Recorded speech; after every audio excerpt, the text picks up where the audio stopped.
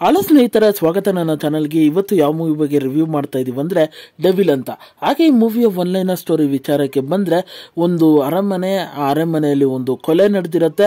ಆ ಕೊಲೆಯಿಂದ ಇಬ್ರು ವ್ಯಕ್ತಿಗಳು ಕಾಣೆಯಾಗಿರ್ತಾರೆ. ಹಾಗೆ ಇದನ್ನ ಇನ್ವೆಸ್ಟಿಗೇಷನ್ ಮಾಡೋದಕ್ಕೆ ಒಂದು ಬ್ರಿಟಿಷ್ ಸೀಕ್ರೆಟ್ ಏಜೆಂಟ್ ಆಗಿ ನಮ್ಮ ಹೀರೋ ಎಂಟ್ರಿ ಆಗತ್ತೆ. ಆ ಇನ್ವೆಸ್ಟಿಗೇಷನ್ ಅಲ್ಲಿ ನಮ್ಮ ಹೀರೋಗೆ ಏನೇನು ನಿಜ ಗೊತ್ತಾಗ್ತಾ ಇರತ್ತೆ. ಹಾಗೆ ಈ ಸ್ಟೋರಿ ಯಾಕೆ ಇನ್ನೊಂದು ಆಂಗಲ್ ತಗೊಳತ್ತೆ ಅನ್ನೋ ವಿಚಾರನೆಲ್ಲ ನೀವು ತಿಳ್ಕೊಬೇಕಂದ್ರೆ ಈ ಮೂವಿನ ಹೋಗಿ ನೋಡಬೇಕು. ಹಾಗೆ ಈ ಮೂವಿಯ ಡ್ಯೂರೇಷನ್ ನಿಮಗೆ 2 hours 40 minutes ಇದೆ ಅಂತ ಅನ್ಬೋದು. ಹಾಗೆ ಮೂವಿಯ ಫಸ್ಟ್ ಹಾಫ್ ವಿಚಾರಕ್ಕೆ ಬಂದ್ರೆ, ನಿಮಗೆ ಆ ಟ್ವಿಸ್ಟ್ ಅಂಡ್ ಟರ್ನ್ಸ್ಗಳು ಏನೇನಿತ್ತೋ ಸ್ಟಾರ್ಟಿಂಗ್ ಎಲ್ಲ ಇಂಟ್ರೊಡ್ಯೂಸ್ ಮಾಡ್ಬಿಡ್ತಾರೆ ಅಂತ ಅನ್ಬೋದು.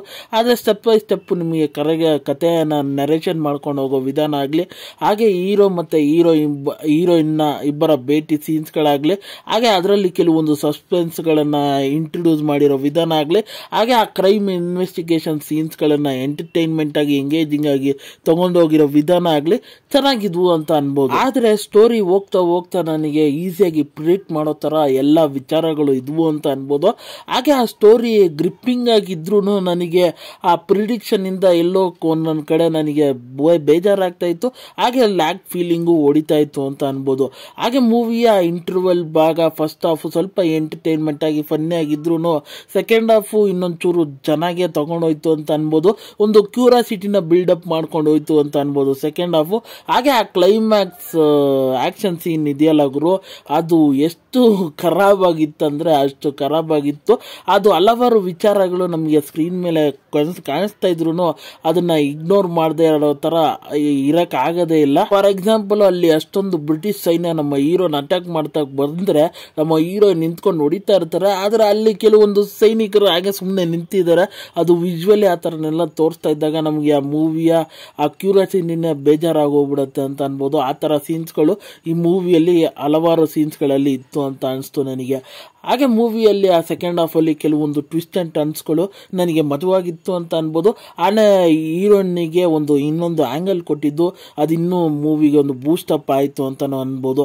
ಹಾಗೆ ಮೂವಿಯ ಕ್ಯೂರಿಯಾಸಿಟಿನ ಕೊನೆ ತನಕನೂ ಕ್ಯಾಚರ್ ಮಾಡ್ಕೊಂಡು ಬಂದಿರೋ ವಿಧಾನ ಅದು ಇನ್ನೊಂದು ಮೂವಿಗೆ ಪ್ಲಸ್ ಪಾಯಿಂಟ್ ಆಗಿದೆ ಅಂತ ಅನ್ಬೋದು.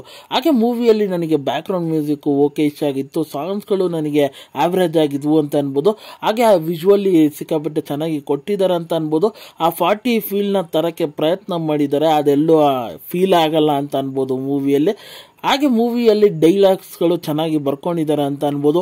ಯಾವುದು ಹೀರೋಯಿಸಮ್ ಜಾಸ್ತಿ ಮಾಡ್ದೇನೆ ಒಂದು ಸೆಟಲ್ಡ್ ಆಗಿ ಡೈಲಾಗ್ಸ್ಗಳಿದ್ವು ಅಂತ ಅನ್ಬೋದು. ಕೆಲವೊಂದು ಜಾಗದಲ್ಲಿ ನಿಮಗೆ ಹೀರೋಯಿಸಮ್ ಫೀಲ್ ಆಗುತ್ತೆ ಅಂತ ಅನ್ಬೋದು. ಹಾಗೆ ಮೂವಿಯಲ್ಲಿ ನಿಮಗೆ ಪಾತ್ರದ ವಿಚಾರಕ್ಕೆ ಬಂದರೆ, ಎಲ್ಲರಿಗೂ ಅವರು ಕೊಟ್ಟಿರೋ ಪಾತ್ರನ ಚೆನ್ನಾಗಿ ನಿರ್ವಹಿಸಿದ್ದಾರೆ ಅಂತ ಅನ್ಬೋದು. ನನಗೆ ಓಕೆ ಇಷ್ಟ ಆಗಿತ್ತು ಎಲ್ಲ ಪಾತ್ರಗಳು ಅಂತ ಅನ್ಬೋದು. ಹಾಗೆ ಈ ಮೂವಿ ನನಗೆ ಒನ್ ಟೈಮ್ ವಾಚಬಲ್ ಅಂತ ಹೇಳ್ತೀನಿ.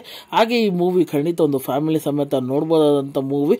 ಚಿಕ್ಕ ಮಕ್ಕಳನ್ನು ಹೋಗಿ ಹೋಗಿ ಅಂತ ಹೇಳ್ತೀನಿ. ಮೂವಿಯಲ್ಲಿ ಅಡಲ್ಟ್ ಕಂಟೆಂಟ್ಸ್ಗಳು ಏನೂ ಇಲ್ಲ. ಹಾಗೆ ಈ ವಿಡಿಯೋ ಇಷ್ಟ ಆಯಿತು ಅಂದರೆ ಈ ವಿಡಿಯೋಗೊಂದು ಲೈಕ್ ಮಾಡಿ, ಹಾಗೆ ನನ್ನ ಚಾನಲ್ನ ಸಬ್ಸ್ಕ್ರೈಬ್ ಮಾಡಿ, ಮತ್ತೆ ಬೆಲ್ ನೋಟಿಫಿಕೇಶನ್ ಆನ್ ಮಾಡಿ. ನಿಮ್ಮ ಅನಿಸಿಕೆ ಅಭಿಪ್ರಾಯ ಏನೇ ಇದ್ರೂ ಕಮೆಂಟ್ ಮೂಲಕ ತಿಳಿಸ್ಬೋದು. ಹಾಗೆ ವಿಡಿಯೋ ಇಷ್ಟ ಆಯಿತು ಅಂದರೆ ಎಲ್ಲರಿಗೂ ಶೇರ್ ಮಾಡಿ. ಮತ್ತೆ ಮುಂದಿನ ರಿವ್ಯೂ ಅಲ್ಲಿ ಸಿಗ್ತೇನೆ.